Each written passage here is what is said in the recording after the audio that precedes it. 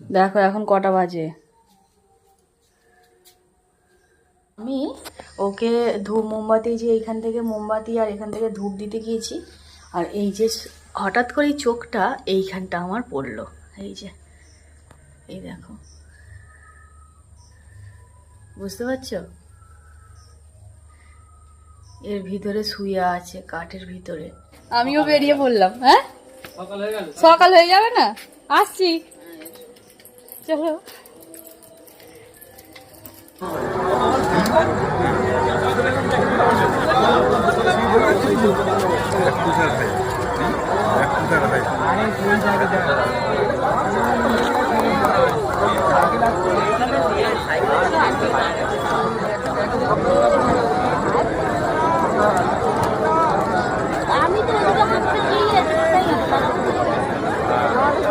গাড়ি দেখা এখানে গাড়ি